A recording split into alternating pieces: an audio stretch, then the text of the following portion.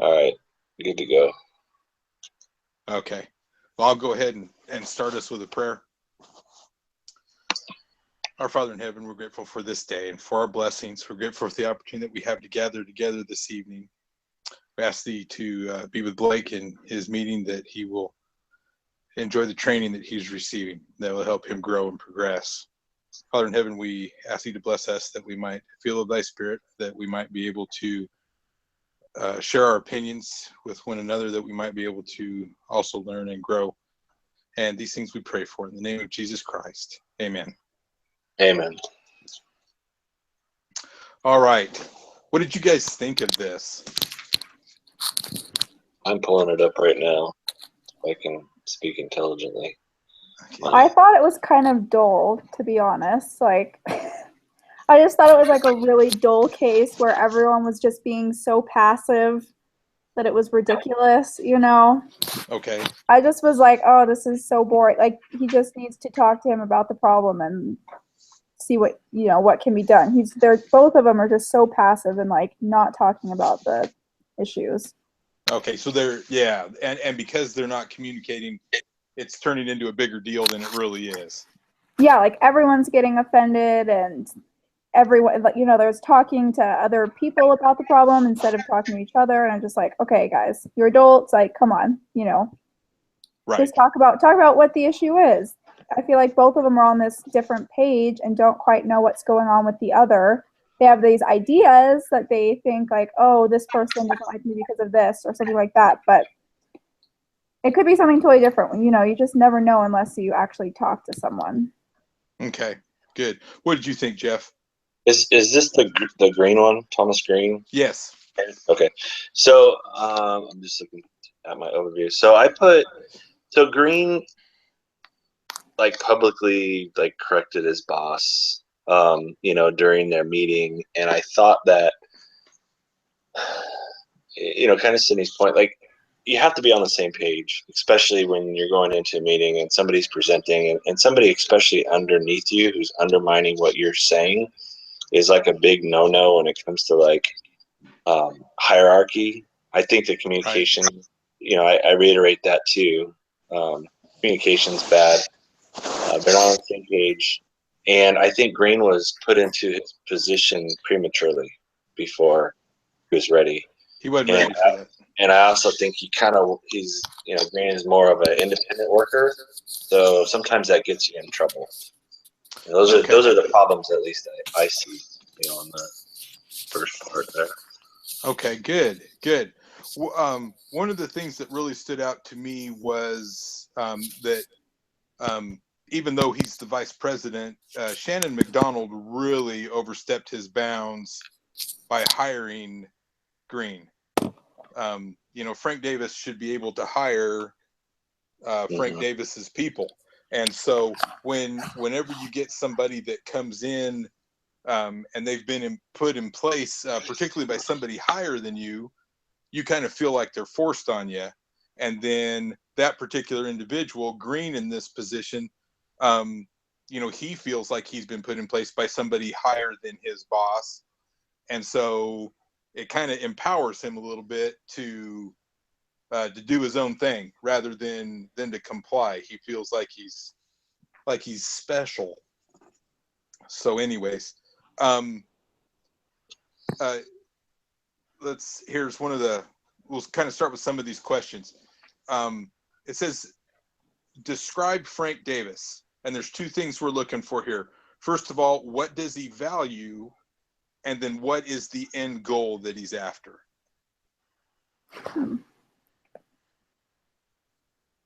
So even though Green kind of works independently and there's not a lot of communication, I feel like Davis does. He wants to communicate. He seems like he's a communicator, but he's just not meshing with Green. And I think that is one of the things that maybe he does, you know, kind of well, where I think he means good. I got that feeling like, you know, he's just trying to make things, you know, work, and then he kind of gets, you know, stepped on, so to speak, and then he's got kind of this brand new person, you know, that he's always frustrated with, So Okay, I agree with that. What about you, Sydney? What do you think? What does Frank value? This one is kind of hard because I kind of viewed it differently. I mean, I kind of think that one of the things that he values is his leadership position, and that when that was in his own research, and so when Green said something, it kind of, he was really defensive about it, and like rightfully so. Like I felt like Green didn't understand that he wasn't allowed to do that, you know, because he was like, "Oh, I'm shocked that no one else said anything," but for Frank, I feel like he really values what research he's done, and so that's why he was so upset, was that he values his position, and the work that he's done is, you know, important to him, like it would be to anyone. That's good. I like what you said there. I think he does value his position.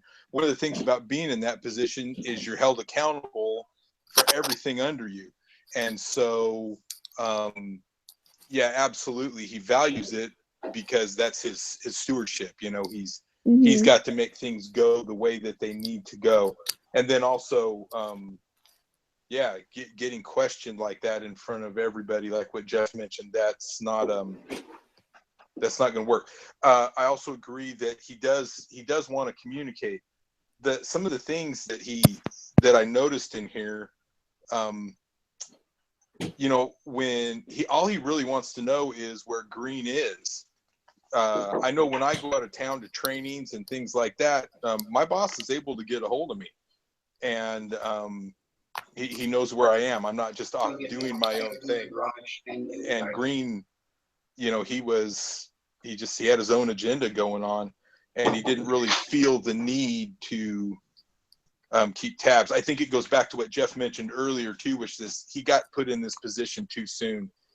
He hadn't worked his way up through anything to where he understood the importance of communication.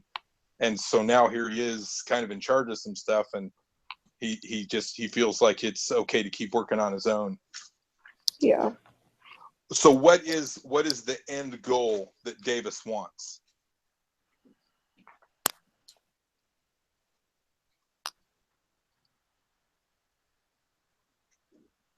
I don't know.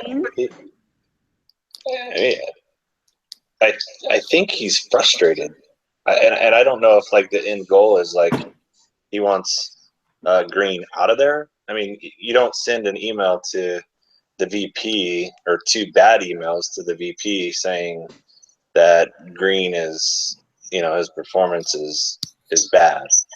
You know, then that puts Shannon in the middle of it, going, well, okay, well now we've got to watch him. So I don't know. It's almost like he doesn't necessarily want Green in that position. Maybe. Okay. So, you know, that might be one thing. I think his end goal is he wants everybody to work and communicate, but he doesn't want to have Green, who is Green in the job, correct him when he's, you know, he basically got put into that job as kind of like almost like a favor, like, don't let me down, I'm gonna put you in here. And then, you know, Davis is like frustrated because it's like, hey, you need to kind of fall in line. So maybe it's another thing that he wants. Okay, I like that. What do you think, Sydney? I do agree. Well, just because I feel like, so he does like all these bad performance reviews, and, you know, nothing positive is said, and, you know, Green's trying to defend himself and kind of figure out like what went wrong. And I feel like, what's his name? Davis? Frank Davis, right? Thomas Yeah. Green.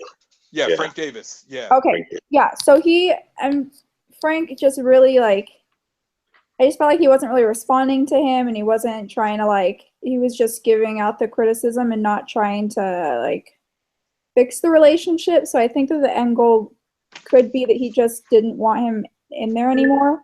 It said at the beginning that he had already like told other people that he would have chosen someone else. So I feel like this is his chance that he's trying to squeeze him out, you know, as quickly as he can. Okay. I like that. Yeah, I kind of feel, I think part of the end goal there, I didn't really get the, I think what I looked at when I saw those 2 emails sent to McDonald, I would absolutely drag McDonald into the middle of this. I think a lot of this is his fault. He hired him.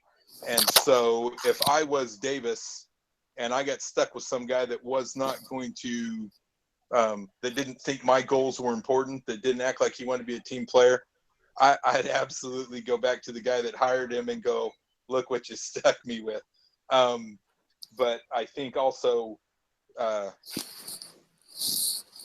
anyways, I didn't get the feeling like you really wanted him out of there. The report wasn't as much negative as it just was truthful, and there were things that Green just was not complying with, and so, anyways, I just. My whole thing, I'm kind of a Frank Davis fan. I know that sounds a little goofy, but I blame a lot of this on Shannon McDonald. Anyhow, so, all right, good deal. Let's move on to the next one, which is now talking about Thomas Green, and it's the same 2 questions. What does he value, and what is the end goal he's after? Well, I think that he values his job, and I think that he kind of puts a lot of like value on himself because of this promotion. Like he thinks kind of like, oh, I'm doing, they promoted me to this job. Like I must be, doing things really great. And I think that his end goal too is that he wants better communication, just because he was worried about losing his job over Frank not liking him and having these issues. Even though he doesn't show it very well that he wants to communicate better, because I feel like he never really was able to communicate well in the first place. But I think that could be one of his end goals, is that he just wants to be able to keep his job and communicate well with Frank in the end. So that's what's going to help him keep the job. Okay. Yeah, I think he's kind of in a predicament now. Now that he's got the bad emails. Davis is like, where are you? You're supposed to have this done. This isn't done, and this isn't done, and this isn't done, and I can't remember exactly off the top of my head, but he went somewhere, and he went there like a day earlier or something. That's the right one, right? I don't know. I read so many of these case studies for. Well, he went to one place and he left there a day early to go to someplace else that I think wasn't really on the schedule. Yeah, but, and so Davis is like, "What are you doing?" So, I think Green wants autonomy, if you will. I mean, he's looking for the autonomy. He's looking for, hey, let me go, let me do this, and he's not respecting Davis at the same time. So now the other thing that he wants is to keep his job. So maybe those 2 things, autonomy, and then maybe he's getting too much autonomy, or he thinks he has autonomy, and David's like, no, you don't work like that. Just got promoted barely. You need to kind of do it back a little bit. Okay. I agree with what you said about the autonomy. There was that one thing where he's looking into that new software program, and it's promising, and it's going to bring the things that the company needs, but it won't take effect in that particular budget year. So he's putting a bunch of time into that, but that's not really helping to meet any of the goals. Yeah. It's not, they're getting no bang for that, but that should be something that he's got going on. He should have consultants or other people working on that in the background. But instead he's running around making face-to-face sales with people. And anyhow, so and then also I liked what Sydney said about how he's in this new position. He is, he's got the big job in the big town. He's got a big salary now. And so, you see the stuff that he's doing. He's got this new house. He's bought a bunch of furniture and things like that. So, yeah, he absolutely wants to hang on to this job. He's kind of got it because now he's kind of committed to the lifestyle, if you will. So, all right. I think those are good answers. So what is his end goal? I don't know. I put in my conclusion that he, I think he wants to have Davis, or at least this would be like how I saw it, is have Davis clarify expectations, for the job and maybe discuss workload and kind of spell it out. I don't think Shannon or Davis have really kind of spelled out what job description is, what his workload is, what the expectations are. I think the end goal is telling him what he can do, and get everybody kind of on the same page. On the same page. And then the other thing was like he needs to get his resume ready. I put that just in case, because you never know. Yeah, that's true. What do you think, Sydney? I think, again, just that his end goal really is to save his job. Like, he's really nervous about it right now, and I agree that it has, he wants expectations clarified because he's kind of just doing what he wants right now, and he thinks it's okay, and then he hears it's not okay, but there's no, I felt like there wasn't a ton of correction given. Like, things weren't kind of spelled out to him. But overall, he wants to keep his job. He likes the position that he's in, and he likes the money and stuff. So I wouldn't want to leave either if I had it, good. Right. I like your point there. I think it gets back to what Jeff said back in the very beginning, and that had to do once again with him being promoted too early. He does want these things spelled out to him and whatnot, but in reality, if he had the experience that he needs to do this job, he would already know. These things wouldn't really need to be spelled out for him. And so I think to a certain extent, Frank is probably sitting there going, what else can I tell you? And Thomas is going, I need you to tell me everything. And so, he's kind of in a place that he's just, his professional maturity is not there yet. And so he's still in a situation where he needs things spelled out. And then I think, once again, because he was put upon, Davis didn't select him, Davis is probably not going to go through a lot of extra steps to help him, shine. Anyways, okay, good deal. So it asks a couple questions in here, but we've already kind of answered them in our conversation. One of the questions is, how did the actions of Thomas Green differ from the expectations of Frank Davis? And we kind of talked about the fact that he operates like he's got autonomy, almost complete autonomy. He doesn't approve of the goals, and he says so publicly. I liked what Sydney said earlier too about the fact that he keeps talking to all these people outside the department. I think any of us, those of us who work in the company, the last thing you would go and do is start bad-mouthing your boss or the goals, and so he's going kind of way out on a limb there. And then when he travels and when he visits with people and stuff like that, he's just doing his own thing. I noticed one of the things, there was one guy that he was making some visits with that pointed out that he really liked working with him, that he had a fresh perspective and whatnot, but he was just making pitches to people. He didn't actually have any hard data for them to take back to their bosses or for them to actually crunch some numbers on. So whereas Frank Davis is, the numbers are set down and everything's pretty straightforward. The next thing was, who is mostly at fault for the state of the current situation?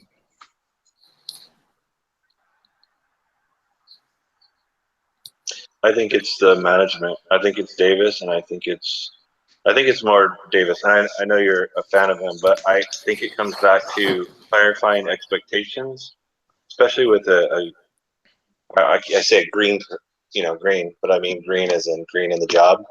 Yes.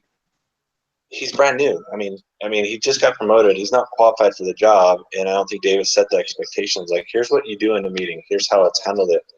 And not to be where he's got to coddle him and say, hey, this is how we do things in the business, but not showing him the ropes could get him in trouble later. I know when I first started, my corporate job, there was some things that, my boss said is like, hey, all I want you to do is come in here and listen to how the the conversations go back and forth, and that's how I learned when I would sit, should speak up and when I should be quiet, and how the dynamics of the meeting works.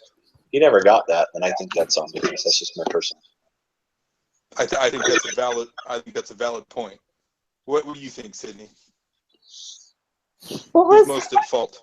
Oh, I think it's management too. Just because I think that they should have kind of a company-wide policy about how to treat new hires and things like that. And I think that they just haven't set any kind of expectation for how people, are put into jobs. They didn't have any kind of information for him, I felt like. And so, and how is he supposed to know? That's kind of my thing, is that if I'm thrown into a new job, I would expect someone to be able to tell me, give me kind of some guidelines on what to do, what not to do, things like that. So I think management too, it's a solid choice.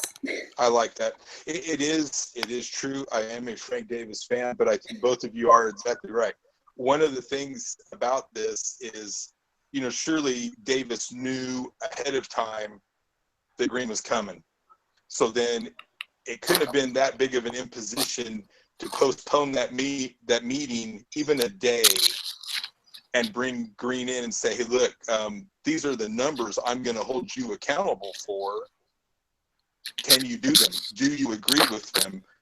Any kind of communication like that on David's part, I think it would have done a couple things. First of all, I think Green's response, however inappropriate, was because I think he felt kind of blindsided.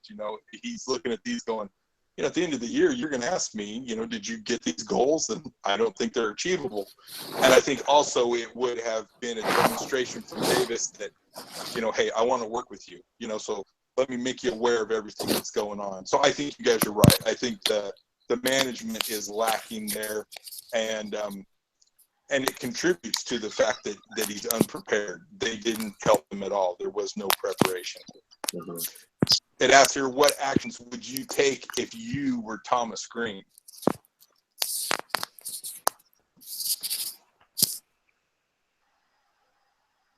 What would we do if we were Thomas? Yes. I think that for me, I don't like passiveness and I don't like not knowing. So I would just be upfront and say, you know what, things have not been laid out. I would really appreciate, having better job description. I'd appreciate having a little bit better direction, I guess, is what I would say, and expectations. Just because obviously no one's going to step up to the plate and tell him, so he needs to just kind of take matters into his own hand and stop being so passive about everything. Like, it's his job. If he wants to keep it, then he should be going forward and asking for the clarification. Okay. I like that. What do you think, Jeff? Yeah, I'm kind of on the same page with that. I mean, it's if you don't know, you don't. It's your first kind of shot at this, and you don't know any better. The only thing to do now is kind of go home and kind of think about, what went wrong, and how he needs to work on communicating better so that David actually knows where he's at. And then the only other thing is maybe, set up some type of short-term goals as far as job assignments when certain things are done. So on his calendar, maybe not goals, but so he knows, okay, hey, this is done. If I don't get this done by this time, then an email goes out to his boss and says, hey, I'm going to be late with that, rather than him having to ask. Davis having to ask. So right. A couple of things. Absolutely, and it would demonstrate that he was working toward that as well. And I think also that would it would turn it into a two-way thing, where Davis could go, hey, this kid, he's trying, he's communicating with me, and Yep. And there might be times when Davis goes, that's really not that pressing. Why don't you just make sure that you got this one thing done, and I can help you with this, or are you needing additional help? Is it taking a little bit longer? Can we get someone else on that, work with you? That kind of thing. So yeah, I like those points you guys are making. That's pretty good. Okay. This is this next section it asks some couple questions as far as power, politics, conflict styles, and things like that. So I'll just go ahead and ask the first question. It says, how does power and office politics come into play? I'm assuming it means in this situation because it doesn't go any further than that. But certainly we could take some from our own experiences and kind of add that to it. So how does power and office politics come into play?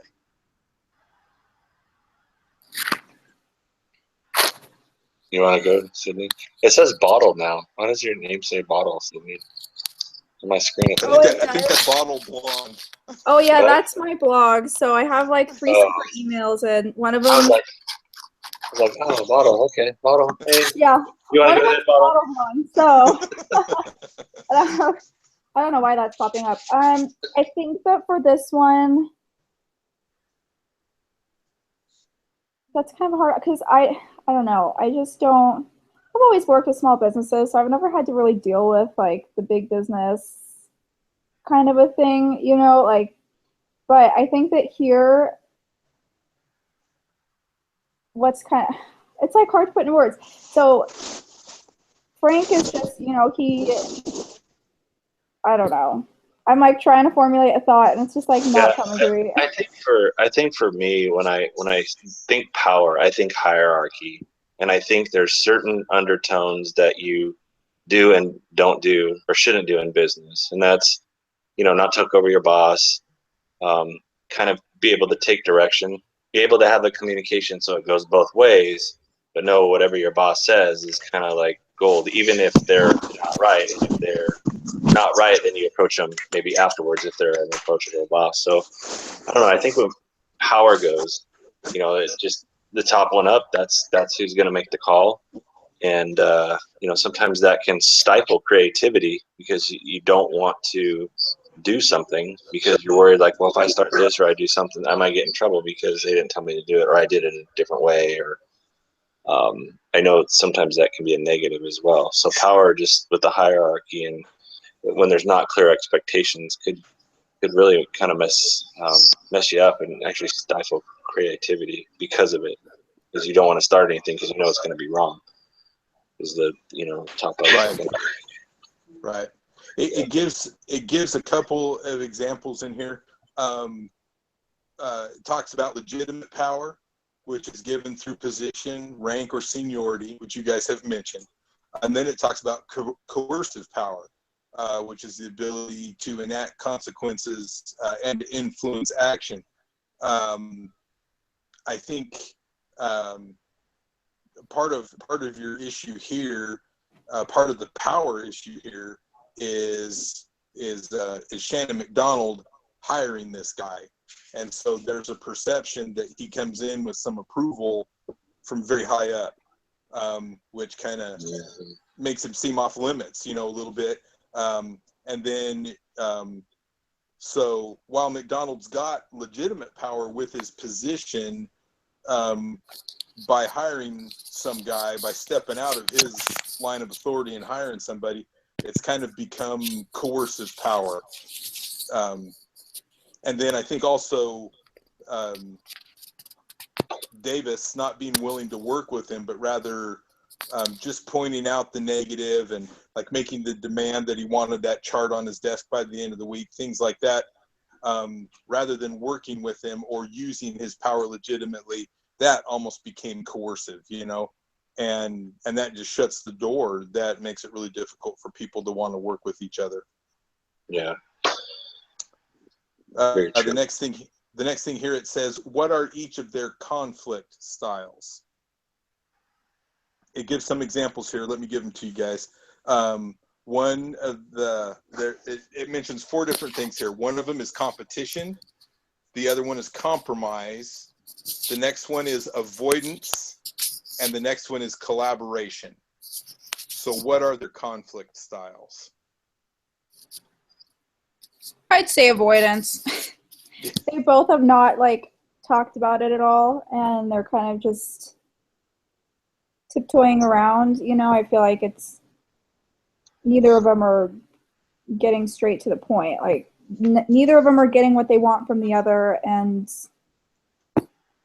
so that's that's the avoidance conflict style.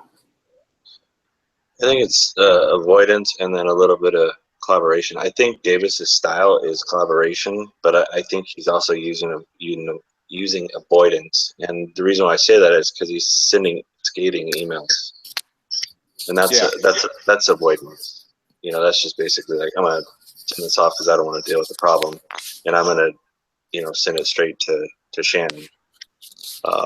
So probably just more or less between those two. Competition, maybe Davis or maybe Green has a little bit of the competition because he's trying to show up, his boss and saying, "Hey, no, you're wrong on this," to maybe make himself look good.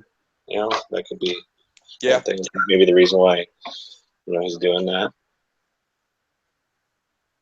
So, how would you guys handle this? Which one of those? Let's imagine that we're already kind of in the situation, so some of the negatives already exist. Which of these would you put together to kind of get out of the situation? We got competition, compromise, avoidance, and collaboration. I'd do collaboration. I would have Green meet with his manager, clarify the expectations and stuff that we talked about before, discuss the workload. Maybe he has too much work. And then in the long run, I'd have Green get his resume ready. But yeah, I agree with that. I really do. Just go through and just have meeting is the big deal. See why he's missing deadlines. Maybe there's something going on in his personal life that's impacting the way he works, and he hasn't discussed that. Sometimes that happens where people have something personal going on that their brain's somewhere else. Right. So figure what that is, improve the communication, and then Davis would need to make a list of all the things he's responsible for. So, so that he knows where Green's at and what his workload is. So probably just collaboration, just talking, make sure everybody's on the same page. That's what I would. Okay. All right, Sydney, what do you think?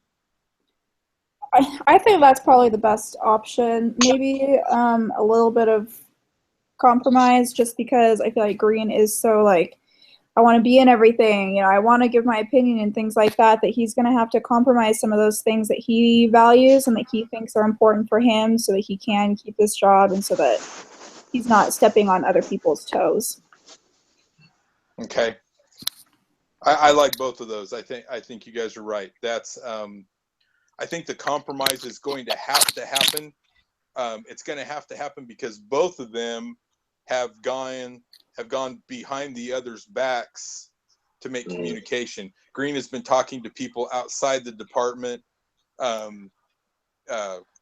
Davis has been doing the emails. So they've both not been each other's biggest fan. Unfortunately, they've done it publicly. They've brought other people into the situation. So they're just going to have to, there's going to have to be some compromise. They're going to have to get together, shake hands and say, let's start over, and then the collaboration, I think obviously they've got to work together. I like what you mentioned, Jeff, about that there might be something going on in his personal life. A lot of people avoid that. I've been with managers. I remember the first time I was put in charge of something, and one of the guys asked me just point blank out, what do you do if you've got a guy working for you and he shows up late 2 or 3 mornings one week? And to me, that was, people don't generally just turn lazy. What occurred to me was there might be something going on at home. And so I mentioned that, and the guy, he kind of chuckled at me, and he goes, well, obviously you haven't been managing people very long. And I was, in my mind, I'm like, well, obviously you have a lot of turnover. But, things do happen in people's lives. I don't go to my job to build my company. I go to my job to provide for my family. And when I can't do that comfortably at this place, I will go find something else. And so as managers, it's really easy for us sometimes to go company, company, company. And we lose sight of the fact that if we're not building our employees and helping them have a better life, the company's really not improving either. And so I like that you mentioned that there might be something going on at home, and that he should find out. He should pay attention to that, because that stuff is very real. Mm. Some people don't like to share it, but just sometimes the question, is, depending on if you ask it the right way and that person's not going to get offended. Like, why would you think something's wrong? Because that could happen too. Yeah. Because you're late. Yeah. Sometimes people appreciate it, like, everything going Yeah. okay? It's just, you have to be really careful with that one. But, if you built the relationship up with your people, then it's a lot easier to ask that question. Absolutely. And I think in lots of cases they would be pleasantly surprised that you cared. So I think that could be a real positive. Yeah. So, okay.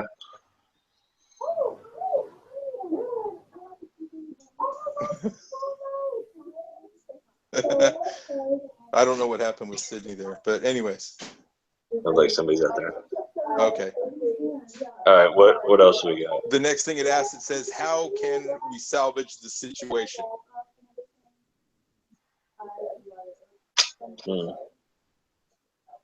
If you're green, what do you do?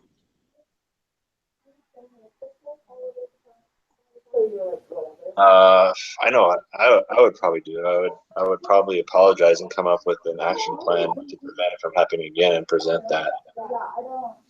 Here's my thing, and I didn't realize I was messing up. I apologize. I did that, but here's my action plan. It's not going to happen again, and present that to Davis. Absolutely. I feel exactly the same way. In reality, I don't see any other way out of it. He's got to try and make this better. And I think you're exactly right.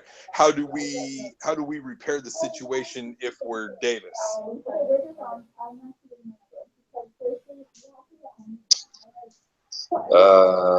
Again, probably going back just to expectations. I'm going to sit down and I don't know, maybe even apologize for the emails. Say, hey, I didn't handle that right. I should have talked to you before I sent these emails to the VP. And let's start over. Let me set the expectations, because I'm a little bit, at fault on this too. So let's just kind of start over. Okay. And I agree with that. That's at some point that extracurricular communication, it's got to be put behind them. Mm-hmm. They really do. They've got to be big enough just to forgive each other and move forward. Yeah. It asks, kind of moving on to the next section here. Whoops. How are you doing? What? How are you doing? What do you mean? Is everything okay? Oh yeah, it was just we moved last week, and so we moved in this new ward and stuff, and one of my neighbors just stopped by and she was really nice. People are actually friendly. Sorry, it's nothing. I thought it was gonna be the mail. I was super excited, but it wasn't. But a visit is nice. Sorry. Okay. Well, hopefully whoever that was doesn't watch this broadcast. Oh, there's nobody. Could you hear it and everything? No, we couldn't hear it. We just heard it. I was because I thought open, and you're like, "Oh, hey, what's up?" But I know. I'm sorry. I didn't. We kept going. It was fine. Was not expecting that. Sorry. we couldn't hear anything. So you're safe. Oh yeah. We did hear a car drive by. Did you have your door open? Yeah, the door was open. Yeah, well, there is a small airport, the little mini airport or whatever, down the road. Airport. Yeah, for people to store their planes there. Okay. They always look like they're struggling, but anyway. Is that most little municipal airports are. That's a difficult business. Most of them make most of their business selling fuel. Have you been to church in your new unit yet? Yeah, people are actually really nice. So it's weird because they have I haven't had this for years, but they had sacrament meeting last, and so like relief studies first, and then Sunday school. So we were like completely lost when we went there. I just kept asking people, "Are you the 12th Ward? Are you the 12th Ward?" Blah, blah, blah. And when we finally found someone, and they're like, "Oh yeah, that's us." I was all perfect. We actually Well, made it good. on the first week, which has not happened before. We can like never find anything, but anyway, yeah. Sounds like you got trains too. You got trains, planes, and Well, that's automobiles. not me. No, the trains that's are at my you. place. Oh, is that Bob?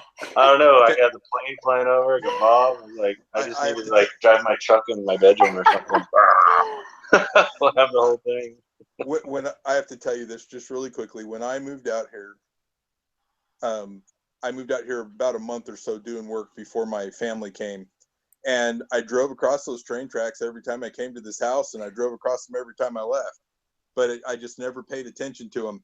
And finally, my family, my wife and my kids and my father-in-law showed up, and the very first night, you know, we were moving in, we were tired. The very first night, we're laying there in bed, and we're just exhausted from moving everything in. And probably about 10 o'clock at night, this train just goes barreling through there. And my wife sat straight up in bed, and she smacked me. And I looked over, I'm like, "What?" And she goes, "What did you do?" Because I had already, I got into a lease option on this house. I mean, we were in it. It wasn't like we could just up and walk away. Anyhow, and she was like, "Are you kidding me?" I'd be so upset. Well, now I you're was locked working in. I'm about 45 minutes northeast of Tulsa, and I was working in Tulsa every day, so it wasn't like I was sitting here all day listening to the train. So it just never even occurred to me. And then by the time I got home, I was so wore out. You know, I was sleeping on a mattress on the floor because none of our furniture was there yet. And so it was just, I was just dead to the world. It's kind of funny. All right. It asks a question here. How can managing up be applied at work?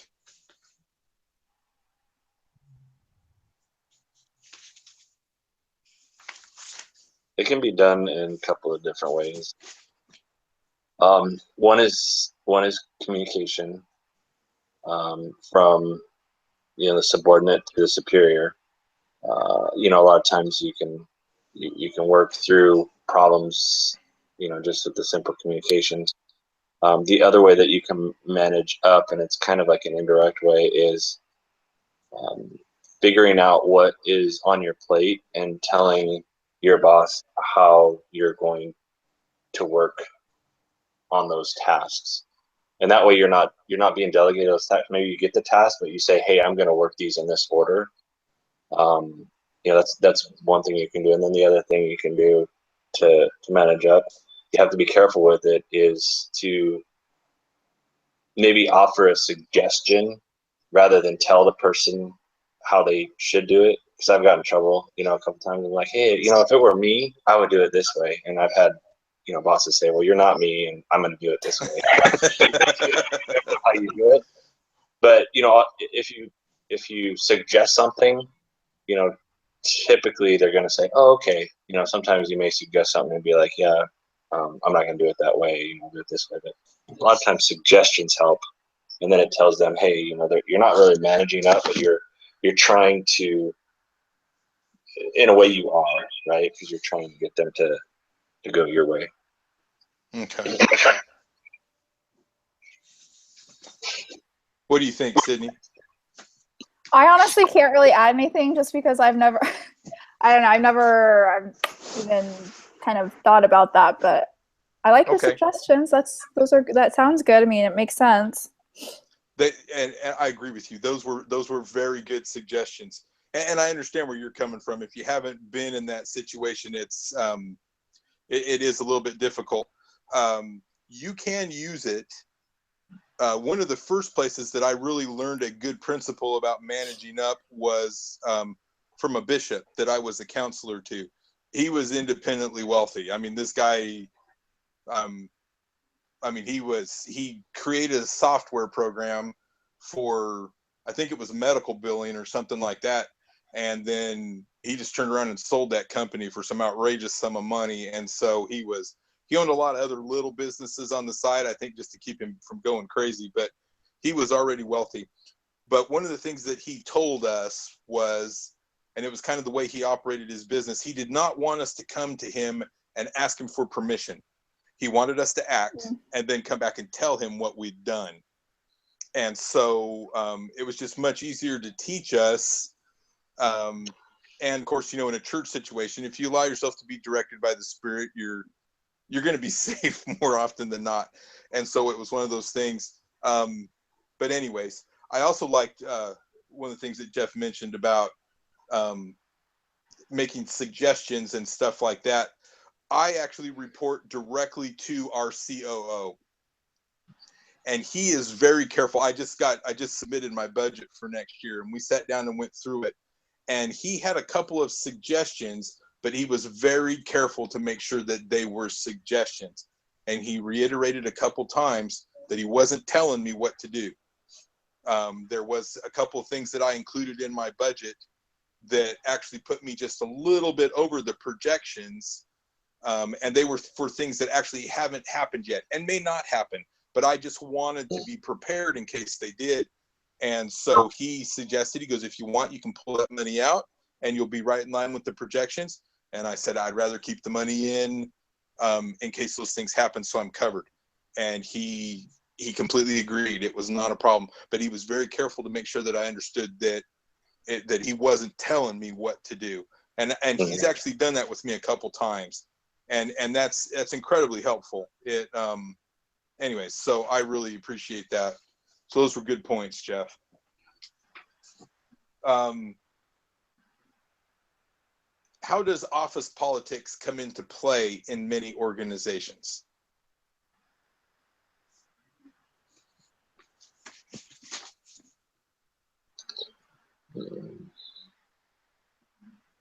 See, all of these things are stuff that I've never experienced.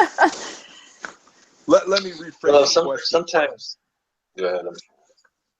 Jeff, how do you feel when things happen that are obviously political at work? So, I mean, we just had something recently happen. You know, we moved from California to Texas just recently. You know, the company did, and there was a lot of stuff on the front end of things that was, you know, we're talking about, you know, any promotional opportunities for, you know, our middle management, and then for our higher management as we move out, there was an opportunity. And a lot of times what happens in the politics is somebody may get a job just not because they're qualified, but because of who they know. I mean, we just saw this election that happened, like somebody with no experience put into a position that, and I don't want to get into the politics, but somebody with no experience gets put into a position, and you're like, how in the heck does that happen?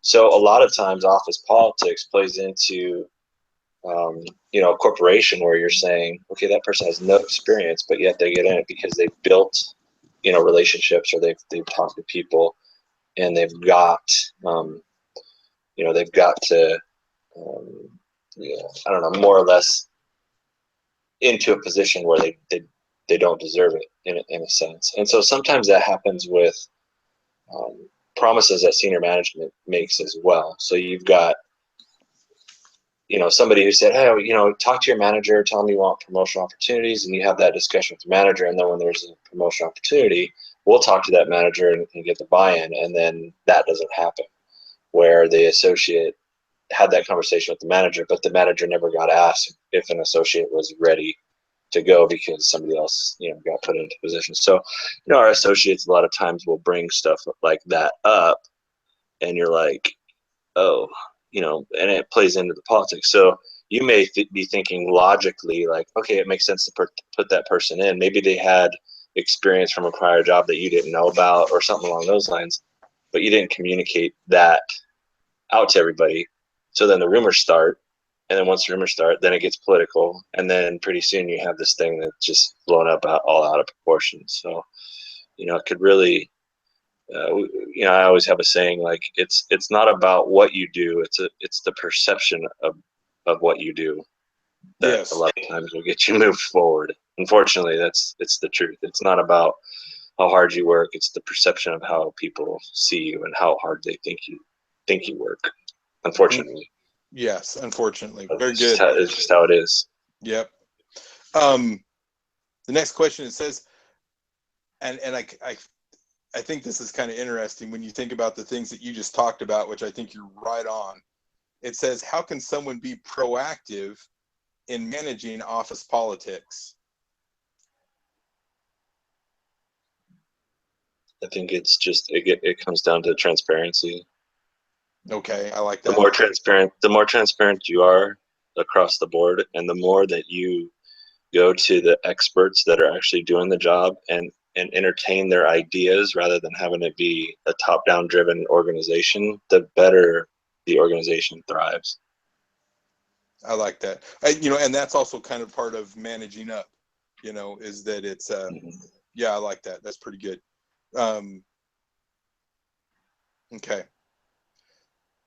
All right, now we make some connections, gospel connections. What gospel connections are pertinent in this situation we've been reading about?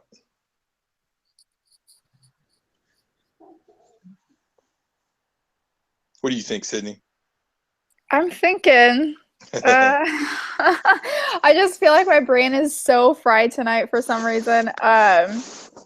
Probably because I just really did not enjoy this case at all. Like, it wasn't.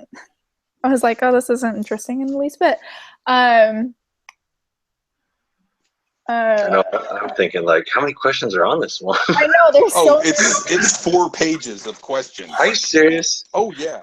Haven't we already so answered most of the questions though? I have skipped a few things, which I'm hoping to come back and because we're running up on like an hour already. So. Yeah. Well, that's the last question, and then I'm going to read to you the conclusion of what actually happened, of what Thomas Green did.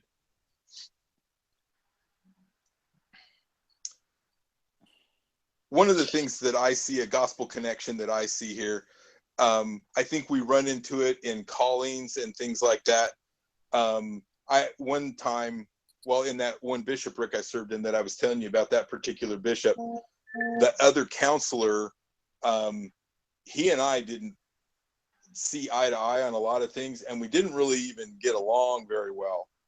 And so it was one of those situations where when you're in a bishopric, or I think any presidency, there can't be any enmity between you. You're relying very heavily upon the direction of the Spirit, and that's just not going to be there if you're allowing little petty day-to-day things to come between you. You've got to love one another, and so I really had to back up, and I had to look at the good in this guy, and I believe he probably did the same with me. I'm far from perfect, but I really had to kind of change my tune. And he did a lot of things that were really very good, and I was always very quick to compliment him about those kind of things, and stuff like that. And I just had to change the way I did things. And the bishop understood that we weren't necessarily getting along, but he backed out, and he let us work it out, and to get to the point to where we were a very effective bishopric. Things went very well. And so I was, and that guy and I, we still today see things differently, but we're actually pretty good friends. And so it's, when we're willing to do those kind of things in our gospel lives, it translates into other things. And I think my life is a lot fuller because I made myself set my opinions aside and look at the good in this guy. Mm-hmm.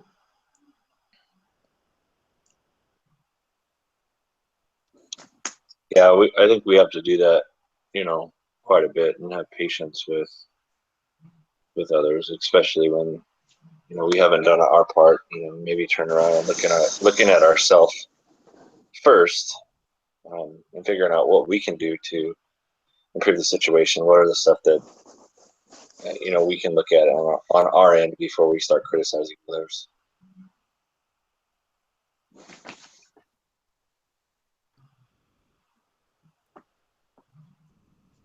Sydney, do you have anything to add? I'm trying to think. Seriously, like I just don't know what the heck is wrong with me tonight. It's okay. It's okay. You will have the opportunity. You will have the opportunity someday, probably not very far from now, to be a primary president or a young women's president or don't curse me yet. something in that. Something in that, or your take husband will get called into the bishopric. Or you know what? like I think it's Relief Society president. No, because I That really is don't the like toughest Relief job. Society. Like, That is the toughest job. Oh yeah, you're in a new unit. They don't know you yet, and you well, don't you know know what's them. so funny is that Relief on Society Sunday, president. I'm gonna pray for you. don't. On Sunday, we didn't tell anyone when we were moving out, and so on Sunday we got this text like in the middle of church, and they were all, "Hey, can Sister Wilfley please come in and meet with the bishop today? Like, we really need to talk to her soon." And we were like, "Oh my gosh, I was totally about to get Relief Society calling." Then I left, and no one knew. In my humble opinion, that is the hardest. Yes, you know, except for maybe the bishop. That you know, they're close. That would be a very, very tough job. It would, and I'm not. No, don't need that. I try and like whip it out of Relief Society, and I don't try to dilly dally or anything. You'll get your chance. Ugh. And you have our emails. She's like, no. You have our emails, so even if it's a couple years from now, you can contact us and go, darn you guys. All right. I'm going to read to you what Thomas Green did. This is the rest of the story. After McDonald's February 5th, 2008 email, Green took the offensive against his boss. He crafted a series of memorandums, emails, reports, and projections that exposed inaccuracies and creative forecasting. This data enabled Green to build some alliances with other marketing personnel who used the data to ultimately side with him. On April 4th, it was announced that Frank Davis was being moved laterally to an undefined special project. However, Green's tactics were seen as overly brutal by many in the company, and although he won the battle against his boss, his career was irreparably harmed. McDonald distanced himself from him. By July of 2008, Green announced that he was resigning from his position to pursue full-time studies for an MBA. Get that resume ready. What? Yeah. So he was kind of a ruthless little bugger. But anyways, you guys have any other comments or questions? No. That was it. I think I'm good. All right. How about you, Sydney? I just hope the next week's case is like the astronaut thing. That was a little interesting, but this guy, like both of them, just kind of being petty and not listening. I don't know. It just felt like it was so. Yeah, it was just wasn't my thing. I was like, this isn't really.